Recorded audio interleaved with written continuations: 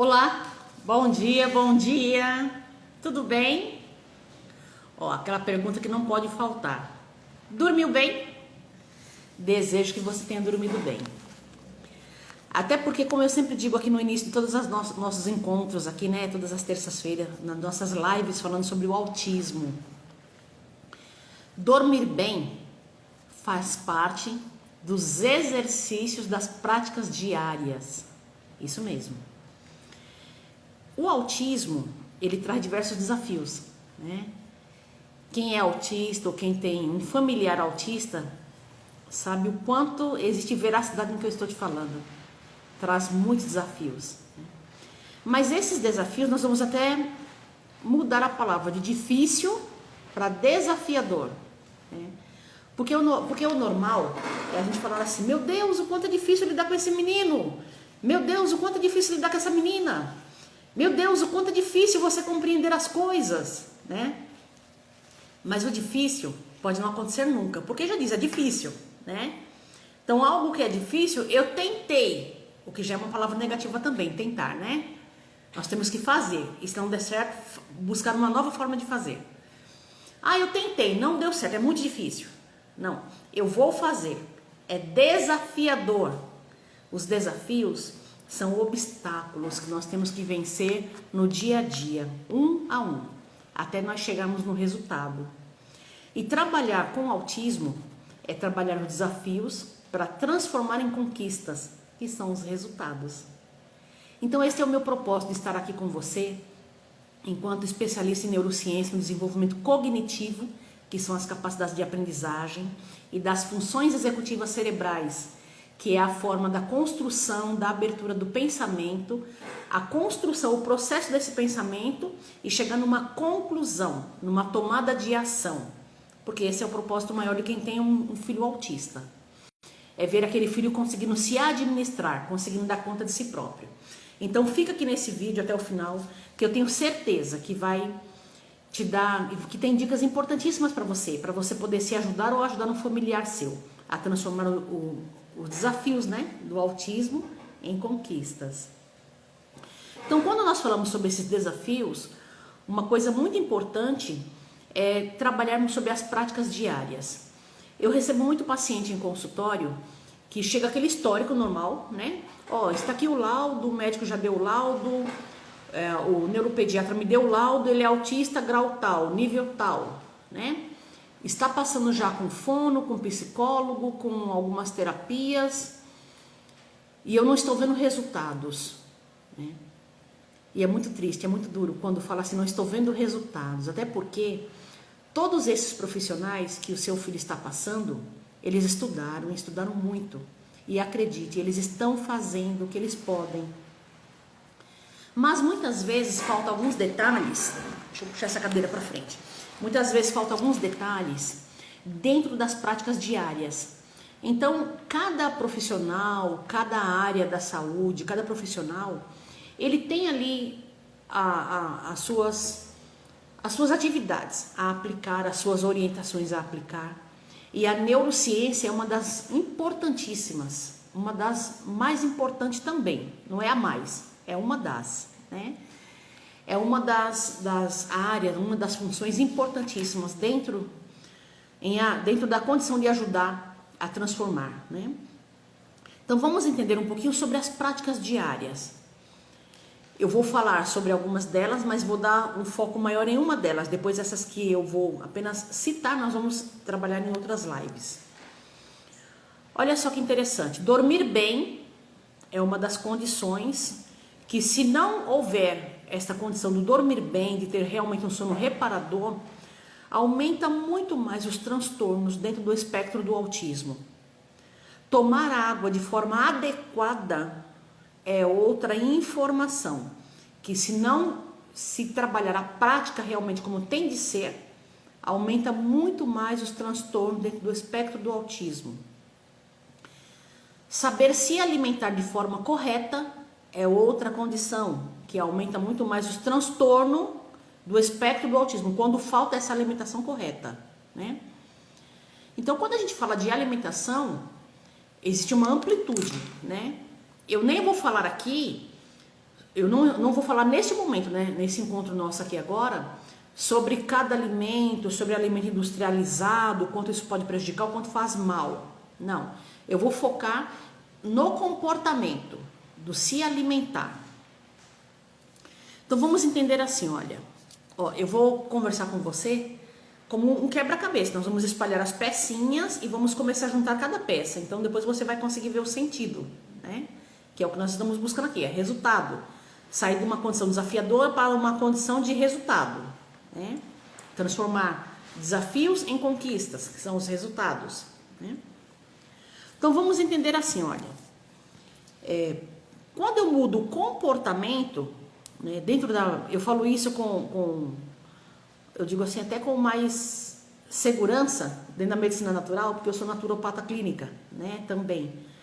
Então eu junto muito essas duas áreas de formação, a neurociência, o desenvolvimento cognitivo, e a naturopatia clínica, né, que é a medicina natural. Então quando a gente fala dentro desse comportamento, olha que interessante, se eu não trabalhar as práticas diárias com o meu paciente, poucos resultados eu vou alcançar. E muitas vezes fica-se preso em diversos remédios, né? Inclusive aqueles remédios tarja preta, diversos remédios para controlar esses impactos do autismo, mas não se altera, não se muda as práticas diárias, não se deu essas informações sobre as práticas diárias. Essas práticas diárias não está acontecendo dentro da condição ali do seio familiar, né? Então é o que nós vamos entender aqui agora. E o que eu vou te falar agora nem é só referente ao autismo, são comportamentos errados que nós muitas vezes fazemos em casa até para agradar nossos filhos, né? Hoje existe muito uma prática errada de não se fazer as refeições mais à mesa. Se perdeu muito essa prática. E antigamente as refeições eram feitas à mesa. Ali sentava o pai, sentava a mãe, sentavam os filhos. E era um momento ali de confraternização diária, de celebração diária, porque você tem que celebrar, você está ali entre a sua família, né? Estar com o alimento ali que a mamãe preparou, que a pessoa preparou, é uma celebração naquele momento. Então é um momento importante, onde as pessoas elas se comunicam, elas falam sobre o que aconteceu durante o dia, como foi o seu dia, né? A oportunidade de perguntar um para o outro como foi o seu dia e escutar, entendendo a importância, inclusive, dentro da faixa etária de cada idade. Olha o quanto isso é importante. Agora vamos lá associar isso na condição do desenvolvimento mental do autista, que é o que nós estamos trabalhando aqui. Acontece, não é de hoje, né? Mas acontece muito isso hoje. Hoje, com esse mundo de internet, com esse mundo de tantos meios de comunicação, né? De televisão, de internet, de tablet, de internet, né? Esse mundo virtual, inclusive, acontece muito uma condição, às vezes a mãe coloca a criança para mamar, a mãe dá a mamadeira para a criança e põe a criança na frente da TV. A criança ela vai mamando ali tranquilamente assistindo um desenho. Ou a mãe vai dar uma refeição para a criança, a mãe mesmo já colocou, eu estou falando a mãe, mas não é a mãe, os pais, as pessoas responsáveis por essa criança, né? Dá ali o celular na mão da criança. A criança ela está comendo e está vendo o celular. Às vezes a pessoa até acredita que se der o celular, vai conseguir dar comida para a criança mais tranquila, né? Ou põe a criança na frente da TV, ou põe a criança na frente do computador, dá alguma coisa para distrair. Agora eu vou te explicar a gravidade sobre isto. Olha só.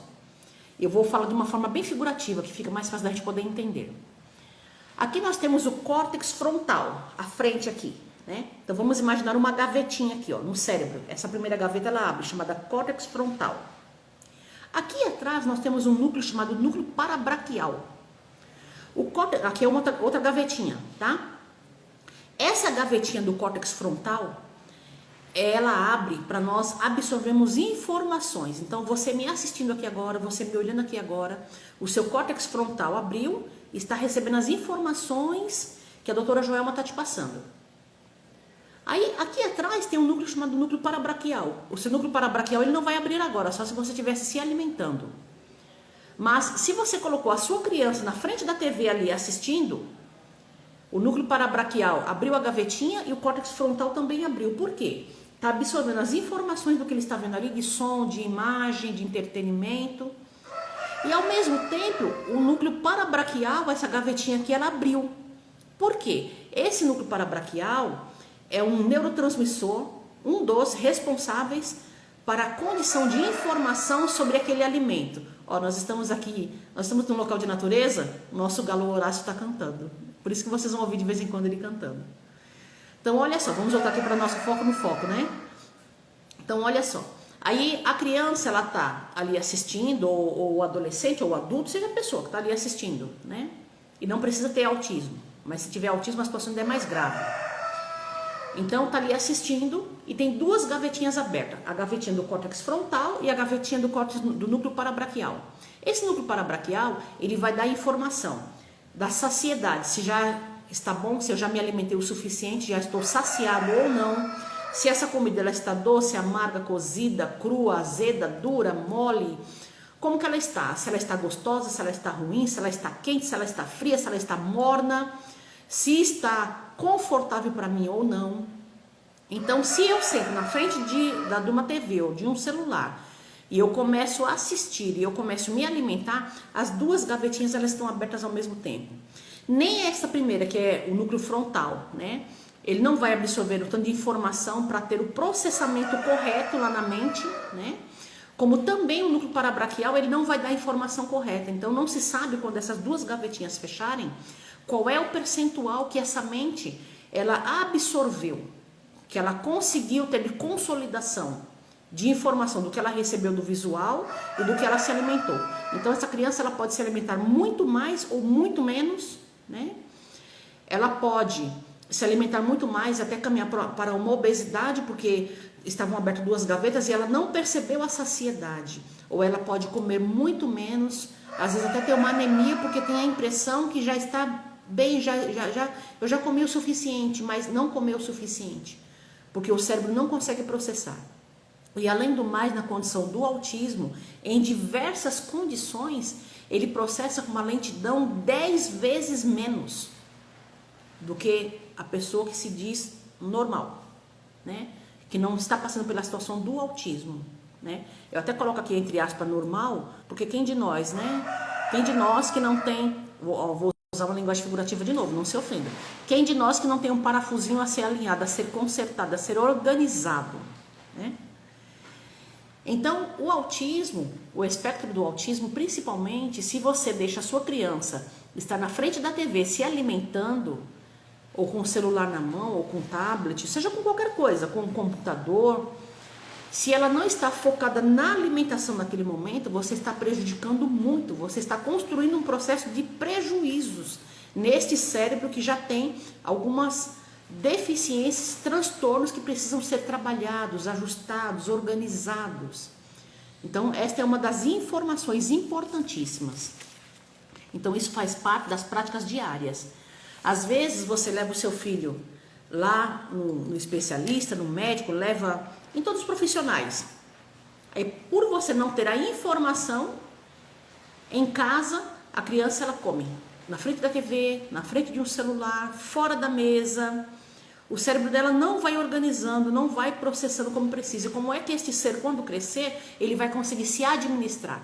Ele vai conseguir se dar conta. Se aquelas gavetinhas que precisavam ser preenchidas de forma correta já há bastante tempo, elas não estão preenchidas. Aí este ser está adulto, mas ele não consegue se administrar. Então, olha que informação importante. E o que vai acontecendo? Este ser, ele vai entrando em medicamentos pesados cada vez mais. Eu te falo isso com toda certeza, porque eu tenho diversos pacientes que eu atendo e que hoje diminuiu muito a quantidade de medicamentos, diminuiu muito a quantidade de remédios, porque eles já conseguem se administrar com os ajustes das práticas diárias. Então, existem diversos detalhes. É como se fosse uma receita de bolo. Para um bolo ficar bom, fofinho, é preciso colocar tudo isso na quantidade certa, né? Eu sei que saúde não é receita de bolo, mas eu estou dando apenas um exemplo figurativo. Se eu não seguir essa receita certinha, eu não vou conseguir alcançar este resultado. E no autismo é desta forma. Então, vamos tratar, começando aí pelas práticas, dentro dessas práticas, cuidar da alimentação.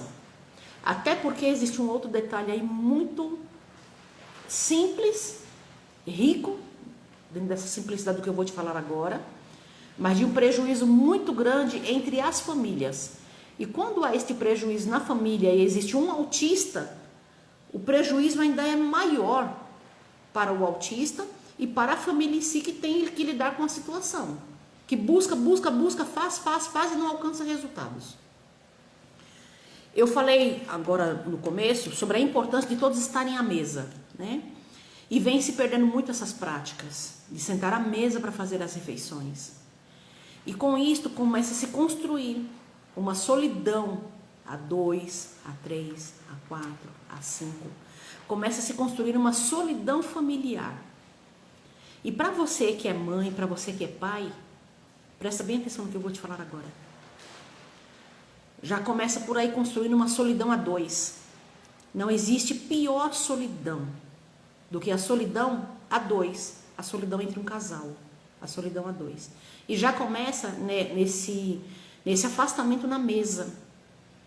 Então, como é que nós vamos conseguir trabalhar com nossos filhos, e principalmente numa condição de um autismo, se nós mesmos já começamos a estabelecer uma solidão familiar, afastando essa junção que acontece na mesa? Então, se você já tem a ciência que para o autista, essa lentidão, muitas vezes, em alguma situação de processo mental, é 10 vezes maior, e já começa a acontecer a solidão na mesa, na hora das refeições, presta bem atenção do que pode estar acontecendo dentro do seu lar. E o quanto este peso de desafios que vocês vêm trabalhando, por ter às vezes uma situação que você precisa ajudar muito no autismo, pode estar sendo fortalecido dentro de uma condição negativa, porque nem as refeições têm sido feitas à mesa.